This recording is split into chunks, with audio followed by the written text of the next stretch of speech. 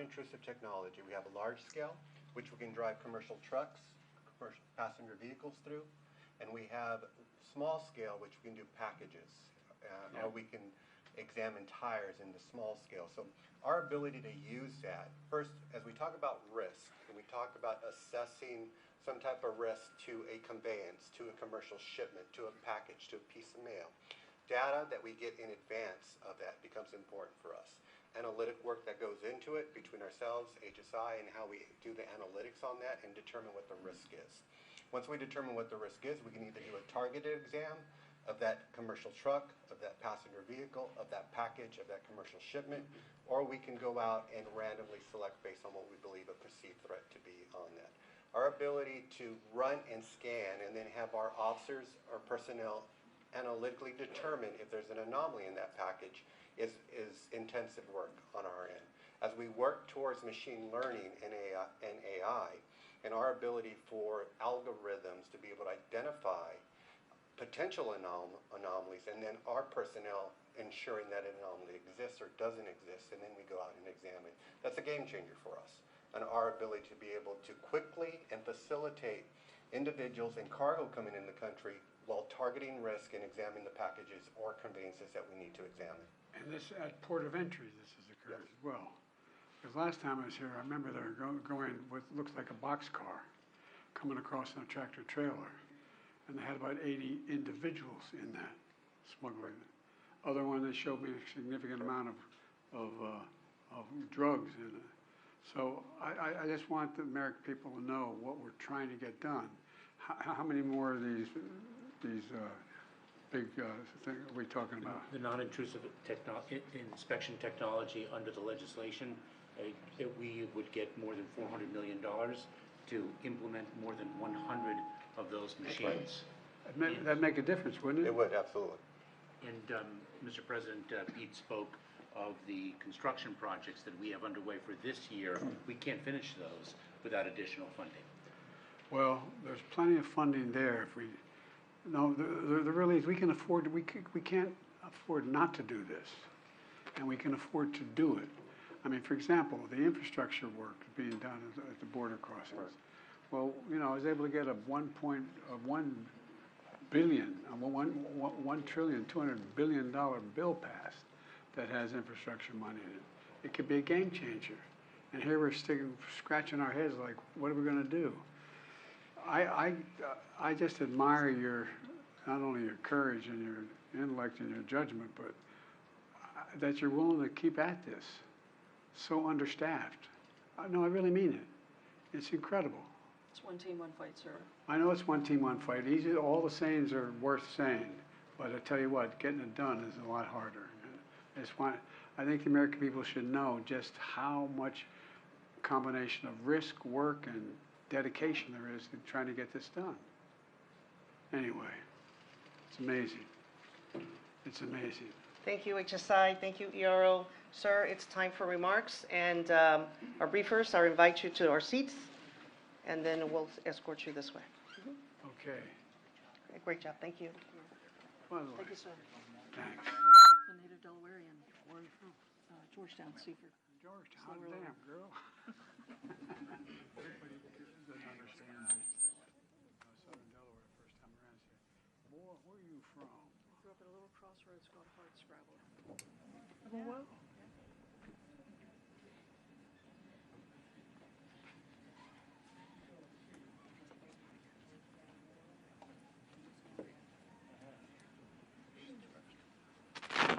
Where am I going?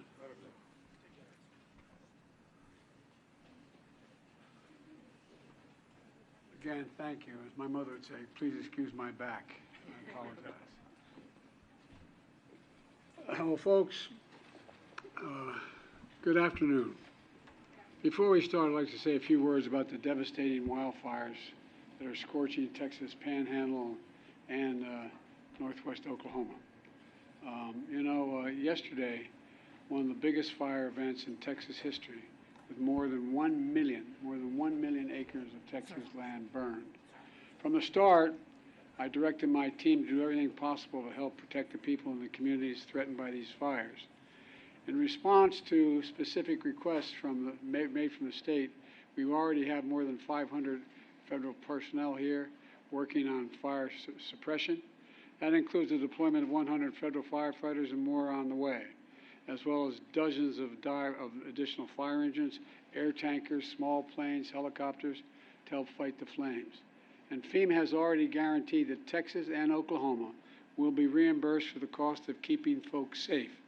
And we're grateful for the brave first responders risking their lives to save others. And we urge folks to listen to the warnings from the local officials, listen to them. I've flown over a lot of these wildfires since I've been president. Matter of fact, I've been a helicopter in the west and the southwest and northwest, flown over more land burned to the ground, all the vegetation gone, than this entire state of Maryland in square footage. The idea there's no such thing as climate change, I love that, man. I love some of my Neanderthal friends who still think there's no climate change. Well, my administration is going to keep building on the progress we've made fighting climate crisis, and we're going to keep help folks rebuild themselves in the wake of these disasters. And we rebuild to the standards that are the up-to-date standards and building codes and the rest. Because if you fly over these areas that are burned to the ground, you'll see in the midst of 20 homes that are just totally destroyed, one home sitting there because it had the right roof on it. And anyway, since I took office, FEMA's provided Texas alone over $13 billion. $13 billion in 3 years in disaster relief after fires and winter storms across this state.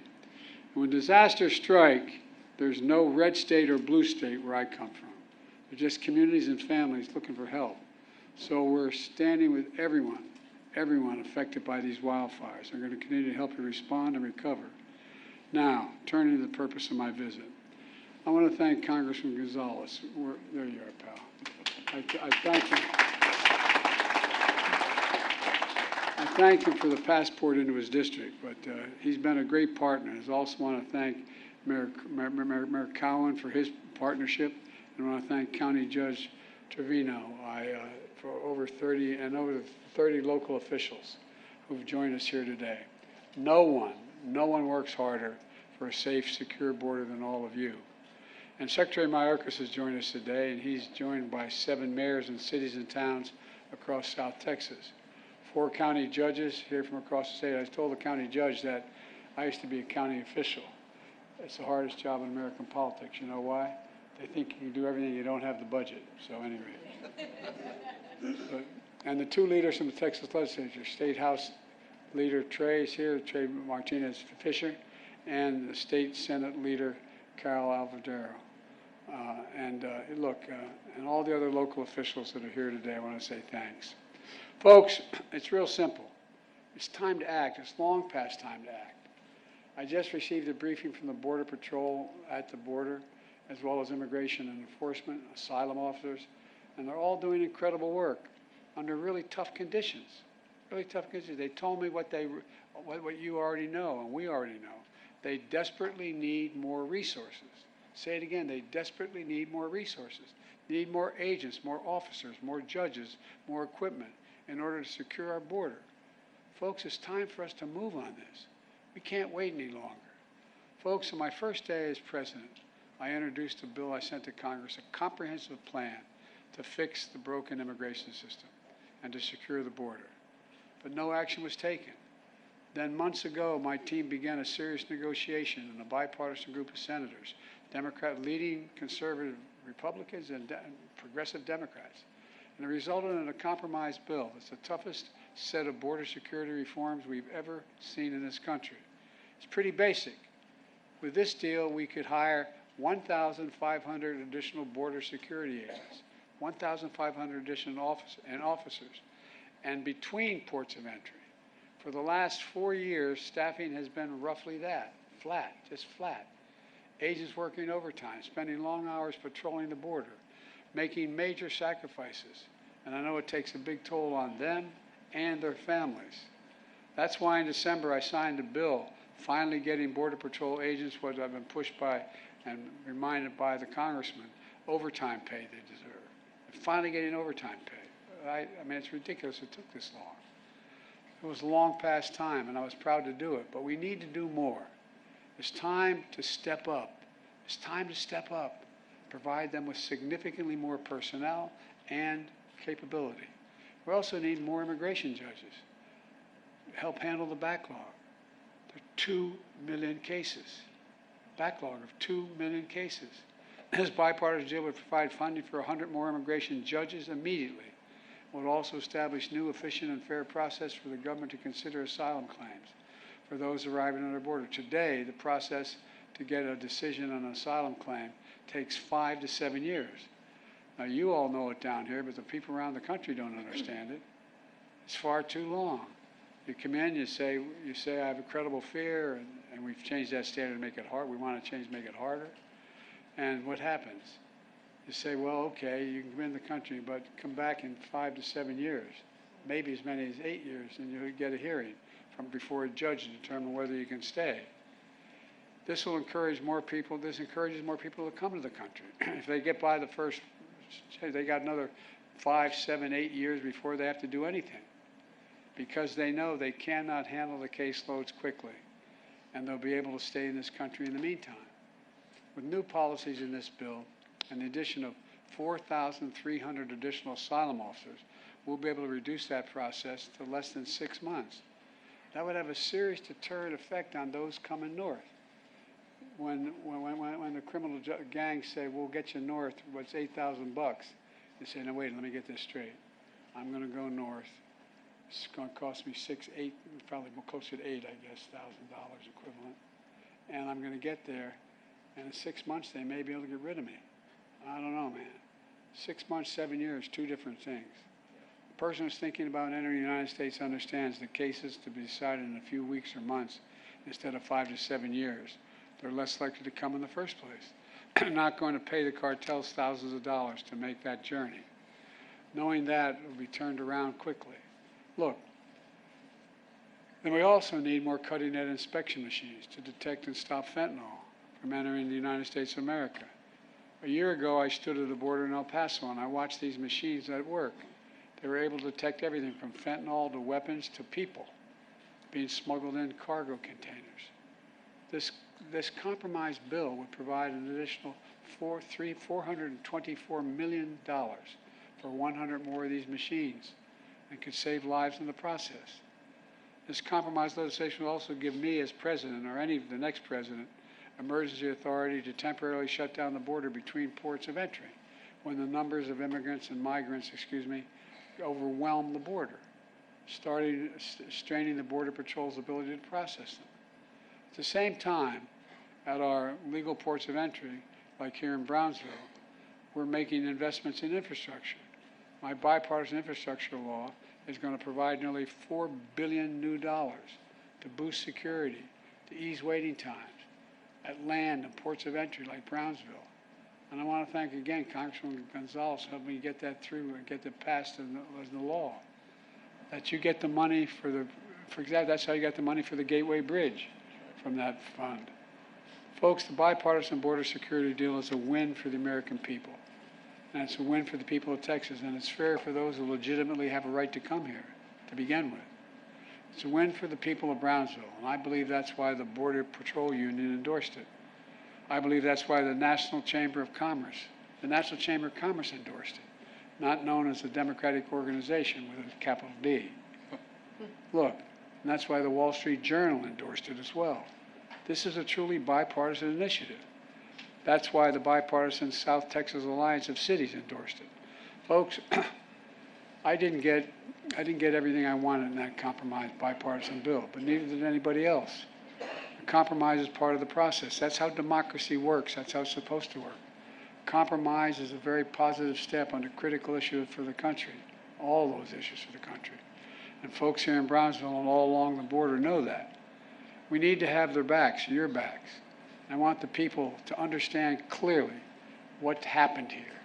This bill was in the United States Senate. It was on its way to being passed.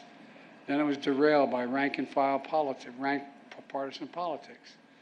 The U.S. Senate needs to reconsider this bill, and those senators who oppose it need to set politics aside and pass it on the merits. not on whether it's going to benefit one party or benefit the other party. It's about whether it benefits the American people. It's what the American people deserve. The Speaker of the House needs to put this bill on the floor, because if he put it on the floor unrestricted, it would pass.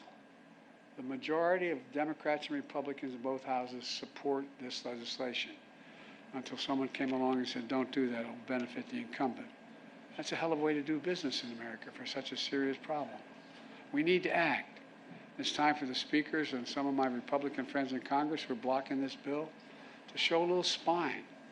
Pass a bipartisan, remember, bipartisan, conservative leaders supported this. Border security bill. Let's remember who we work for God's sake. We work for the American people. Let me end with this. I understand my predecessor is an Eagle Pass today. So here's what I would say to Mr. Trump. Instead of playing politics with this issue, instead of telling members of Congress to block this legislation, join me, or I'll join you in telling the Congress to pass this bipartisan border security bill. We can do it together. You know and I know it's the toughest, most efficient, most effective border security bill this country has ever seen. So instead of playing politics with the issue, why don't we just get together and get it done? Let's remember who the heck we work for. We work for the American people, not the Democratic Party, the Republican Party. We work for the American people. And let's remember who we are. We're the United States of America. No, I mean this. Think about this. There's nothing beyond our capacity. Nothing when we work together. And if all things we should be working together on is this, we have the formula to get it done. God bless you all, and may God protect our Border Patrol, and God protect our troops. Now I'd like to turn this over to Secretary Mayorkas. Thank you.